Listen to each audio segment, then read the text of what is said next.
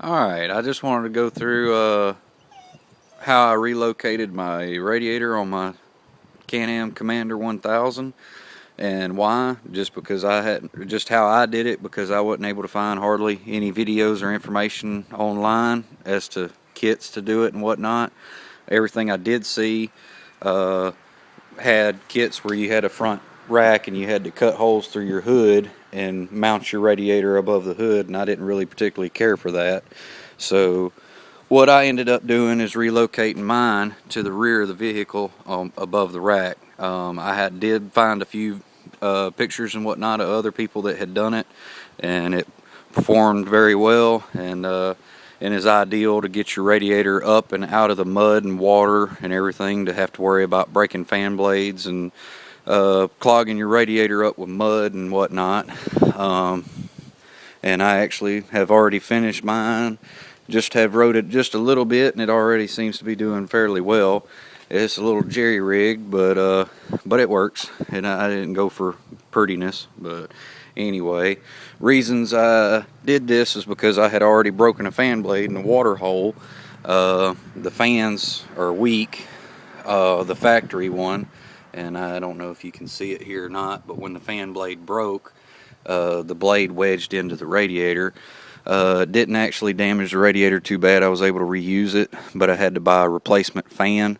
Could not buy just a fan blade. I had to buy an entire fan assembly. I was able to find a cheaper one. This one, but about $175 with tax through BRP, or I mean through the dealer, Can-Am dealer.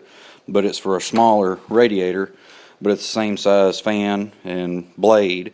And the new blade actually, I don't know if I have the old one laying here. Yeah, here it is. Here's the old fan blade that's broke. Doesn't have any support from blade to blade tip. The new fan has a plastic ring on the outside of the fan blades that keeps the fan blades from flexing as much and breaking a fan blade off. Anyway, what I did as far as relocating my radiator, I pulled out the radiator. There are shields on either side of the radiator, deflector shields or whatever you want to call them, that's supposed to help improve keeping the mud and whatnot out of the radiator. Anyways, they just pop off. There's one side, this one's broke, but there's three pins or snaps or whatnot that holds this in, and all you have to do is just grab a hold of it and pop it off the brackets, and both sides pop off. Then the next thing I did was you have to disconnect the fan assembly from the radiator, and there's just 4 bolts. Matter of fact, you can see it on the relocated radiator, location of the bolts, but there's on the base of the radiator and the top of the radiator. You remove them 4 bolts, and your plastic fan assembly will fall back away from your radiator towards the cab of the bike. And then there is 2 bolts that hold the radiator in place on the top of the radiator, which is actually this up here and this up here on the front end of the bike. And to get at those, what I did is I undid my bolts here and here for my air box so that I could slide the box one side or the other to get at the bolts, which were right here under the box, and unbolt it. And anyways, remove those bolts, and then once you have them bolts removed, disconnect your radiator hoses. And your radiator was right here, and with all that disconnected and your fan assembly pushed back, your radiator will slide out the side. It may be easier to remove your tire to get your radiator out. I was able to do it without pulling the tires off, but slide your radiator out the side. Once you get your radiator out, your fan assembly comes right on out too. There's a wire, which is actually right here, that is on the back of your fan assembly. That's your power connector. Disconnect that and get your assembly out. once I got my radiator and everything out, I got a new fan and everything installed on it. And then I decided, while I already had it out, might as well do a relocate my radiator. And anyway, so first thing I done is all your radiator hoses are 1-inch hoses. I left my thermostat in the factory position, which is right here. And originally the radiator hose came off the base of your thermostat and kind of snaked its way through the frame and came up right in this area here, come up into the bottom of the radiator. And then on the opposite side, there was a hose that tees right next to right above the steering column. There's a T here, and your other hose came off the top of this T, run towards the top and into the top of the radiator. I disconnected these hoses. This hose in between is a bypass hose from your thermostat to circulate your water directly through the engine without going through your radiator till it warms up. Anyway, I disconnected from that T, and your radiator cap turns up right here. This is the top opening of your hood. Pulled your radiator cap loose and dropped all that out and pulled this hose out. And on the other side, I was actually able to snake the original factory hose that was snaked up to the front. I was actually able to snake it back and turn it around on that thermostat and run it back towards the rear towards the engine compartment. And then this is the new, I went and bought just a 1-inch heater hose at the auto parts store, and to run my relocation. And this hose here is coming off the top inlet to your radiator. I just put in a 90 and 90 down and curved it back and run through the engine compartment next to the factory hoses. And as I said, I was able to take this hose that originally come into the base of the radiator and just spin it around and run back towards the engine compartment. Then, I don't know if this will work very visual or not. This is the end of the factory hose after I spun it around and come back with it. It stopped right here. I actually put in a 90 and continued with new hose right here from this 90 back, and I was able to run both of these hoses between the engine and the gas tank underneath this panel. I just was able to snake it between. There's your oil dipstick. I actually was able to run just to the outside of that dipstick and curve it on back towards the rear of the compartment. Then I turned it up right after the engine. I snaked it up towards the top of the cup holder at the rear. And then, let me let my bed down. I actually disconnected my bed to make all this simpler. But my hoses come out right here in this opening above your transmission exhaust breather. And I came out with my hoses and turned just along the back of this plastic guard of the cab, and I drilled 2 small holes through the through this guard to zip tie my hose to the guard to keep it out of the bed of the bike. And you have to watch, this is where your bed latches into your frame. You have to avoid that. So I just went just beneath that and then 90'd up, and then I followed the frame rail all the way up and over into the radiator. The one thing I had to do is on this plastic guard here, if you try to run your hose to the inside of this pipe, your bed's going to hit it or rub on it whenever you try and open and close the bed.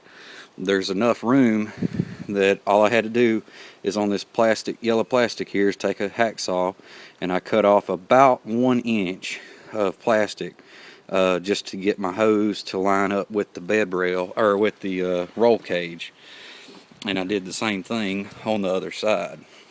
I notched this one off right here about 1 inch, and also did the same thing with my 90 to avoid my mount for the or my latch for the bed, and then run this up. And then since the suction side of your radiator is off the base, I actually just had to cut it straight across to the pipe rather than try and run it back up and follow the frame all the way around like I was able to do the other side. I actually was able to reuse my factory hoses just by manipulating them into this shape without doing any cutting or anything like that, to where if I have any problems or want to go back factory with it, none of my hoses are messed up. All I got to do is just undo my pipe clamps, remanipulate them back into the factory positions, and everything will bolt back like it was. Let's see, what next? Ran those hoses. I just used a piece of flat bar to my frame for as far as mounting my radiator. Did a short piece across the top and drilled holes through my roll cage and bolted with 3/8 bolts on either side, and then drilled holes where my factory mounting holes were, and just drilled new holes through that flat bar and mounted the radiator to that flat bar. Then on the base side, same thing. I just drilled holes, mounted my flat bar to the roll cage, and then the base of the radiator doesn't actually have bolts. It just has little pins that the radiator used to sit in. That's what it set in on the factory deal. I actually, like I said, it's a little jerry-rigged. I took zip ties, and there's a hole on each side of the radiator. I ran my zip tie through and zip tied the base of the radiator to this piece of flat bar. Keep my radiator stable. The other thing you have to do is run extension to your wire to your fan to run your fan, to keep my waterproofness of it best I could. I just cut the factory connector off here at the radiator, cut it loose, and then attached it to a new wire. And I use these weather seal couplers that you just crimp on, and then after you crimp them on, you heat them, with a heating iron or I used a torch, and once you heat them, they'll shrink like shrink wrap up on your wires and keep the moisture and everything out. And I put my connector back on the other end to where it would just plug right back in to the factory harness right up here underneath, and then ran my wire. I just followed along my radiator hoses, running my wire back, and then you can't actually see it here, but in this side compartment up under this rail, there's a metal rail runs along the length of this, and I actually zip tied my wiring to this metal rail up through the center console. And then once I come out the rear, I just zip tied it along this base frame, and then just followed my radiator hose to tuck it all back out of the way nice and neat, and zip tied it to my radiator hose, and then reattached, made my connection up here. Then I relocated my overflow bottle up here to the top of the frame, so that I would have an overflow for my hot fluids and everything to collect, and then once the engine cools off, to suck back into the cooling loop. So far, I mean, like I said, it's a little rough looking, but it works. And for first try, seemed to have come out all right. Like I said, my bed now opens and closes without any interference. You can see, well, if I can get the lighting right, here we are. That had plenty of room, so you don't have to worry about rubbing. There was just plenty enough gap between the bed and the frame of the cab to run my 1-inch hose down through the between the bed and the cab. And these fittings that I used to couplers and all, I just picked them up at a hardware store, just 90s PVC 90s that push in and clamp them down with hose clamps. I just bought them at like Howard Lumber or whatnot. And then the pipe clamps, same thing. And everything else, the hose, I was just able to pick up at the auto parts store. I think it took about, let's see, 25 feet roughly of 1-inch heater hose to hook all this up. And the other thing you have to watch, that whenever I installed mine, is your exhaust coming off the motors right here, and same thing on this side, your exhaust pipe here. I had to route my hoses to get them as far away from the exhaust as I possibly can, and I figure I'll be okay because the factory hose from the engine is already in this position at this distance from the exhaust factory, and so I figure if the factory hoses were fine that close to the exhaust, my additional hoses should be in just as good a shape. And I zip tied everything out of the way to keep it from rubbing and getting into things it shouldn't. And pretty much that's all I had to remove to get everything fed through. Is I just took the seat out and pulled this side panel off, pulled the push pins, pulled the side panel off, and was able to fish everything through without any further disassembly. Now the bed, as I said, you don't have to remove the bed, but it made it easier for me. And to remove the bed, if you hadn't ever taken the bed off of one, first thing you have to do, you got this gas shock that lifts your bed. There's a bolt right here on the side. I can't remember if it was I think it was a 1/2-inch bolt. Just remove this bolt. You'll have to have your hand up on the bed and kind of wiggle it a little bit to get the bolt out, and when it does, your bed is going to want to tip on further back, which is okay. Just be ready for it. And once you get that undone, you can flip this gas shock forward and get it out of the way, and then close your bed. And then once you actually close your bed, this right here is the mount that holds your bed on. It's just 2 bolts either side, and you remove these 2 lock nuts. The bolts stay in the frame, but you remove these 2 lock nuts and slide them off, and then this collar right here will slide down and off the bed. It'd be easier to do with 2 people. I did it by myself. Like I said, with the bed in a closed position, you can lay down here and just push up on the base of the bed to get the clearance from this shield on your exhaust, and get your nuts and everything out of the way. And once you get those off either side, you have to, this is your wiring harness for your tail lights, you have to unhook before you can remove your bed. And it just plugs in right here at the base of the cab next to the exhaust for your transmission. And unplug this connector, and then you have zip ties. There's 2 zip ties on the frame rail here.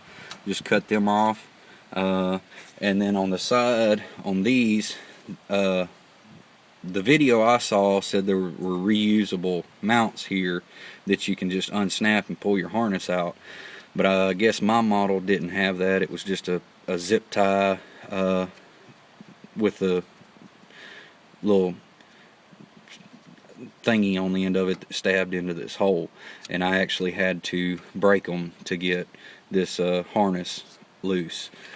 So whenever I went back, I just went back with a zip tie, fished it through this hole out the rear of the frame and around, and zip tied it back to itself. And the same thing on this front one, I just run a new zip tie through this hole out this opening and back around to reconnect this, hold this out of the way. But with those cut loose, you just pull all your wiring loose and back and out of the way, and then once that's done, you can just lift the bed off and get it out of your way. And then you have plenty of room to work to fish your hoses through and your wiring and whatnot. And I actually did, whenever I installed all this, I ran my hoses from the rear to the front of the vehicle, and I just fed them through the opening above the exhaust on your transmission, and fed them forward and tied them into the factory radiator setup. And that's about all I can think of for right now. If you got any questions or anything, you can just leave a comment or something, and if I can be of help, I'll try. The main problem I had after I got all of this connected and hooked up, the biggest problem I had was bleeding all the air out of this system. I didn't have a nice little fancy setup where you can pull a vacuum on your radiator system and then it'll just suck all your water in and fill it up. I actually had to put the water in best I could and then run the engine, circulate it, let it heat up, and leave my radiator cap off and let it bleed the air out, and then add additional water, crank it up, cycle it again. I had to do that quite a few times till I finally got all of my air worked out. And what I actually did is I would just remove my radiator cap, this hose that pulls from my puke bottle. I just disconnected it, and I had a large jug of water, and I would run it with the radiator cap off until it got hot, and had pushed most of the warm hot air out.